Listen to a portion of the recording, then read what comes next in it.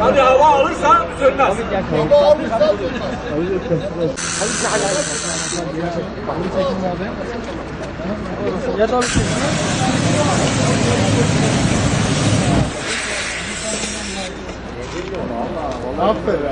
Yangın yanı tutur. Bu şekilde söndüreceğiz. İçinde kuru kime tuz var. Yangının çıkış noktasına vereceğiz. Yani yangının ilk çıkış noktası. Yangın büyüdüğü zaman uslupla sönmez. Yani yangının başlangıcında 1000 metre uzaklıkta. Ondan sonra şu hortumu çekiyoruz. Ondan sonra yangının alt kısmına, yani çıkış noktasında. Tamam. Tamam.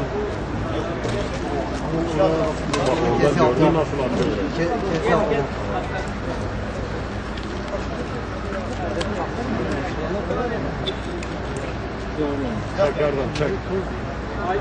Videoyu al. Uzak değil.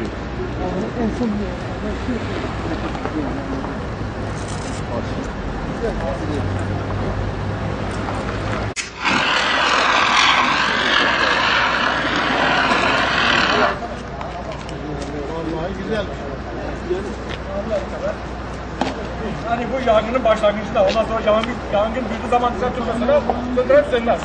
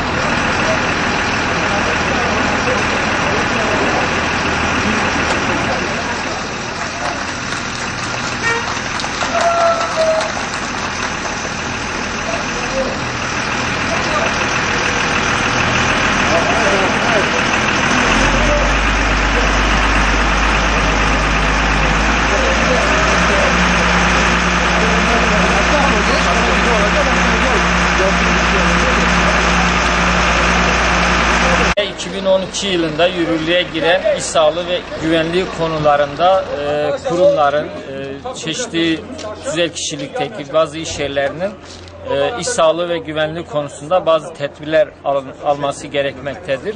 Kurumumuz da bu çerçevede bu yıl bir takım tedbirler almış olup bu tedbirler çerçevesinde de programlarımızdan biri de yangın tatbikatıydı. Şu anda yaptığımız iş Bingöl Belediyesi ile ortaklaşa personelimize herhangi bir yangın esnasında nasıl davranılması gerektiğiyle ilgili bir yangın tatbikatı düzenlemekteyiz. Bundan sonra yine bu iş sağlığı ve işçi güvenliği konusunda diğer programlarımız devam edecek, diğer çalışmalarımız devam edecek. Ondan sonra mutfak tüpü, çarşafla, orijinal çarşafla mutfak tüpü söndürdük. Ondan sonra kuru kimyavi tuzla inşaat malzemesini söndürdük. Kuru kimyavi tozlar. Kuru kimyavi tozlar.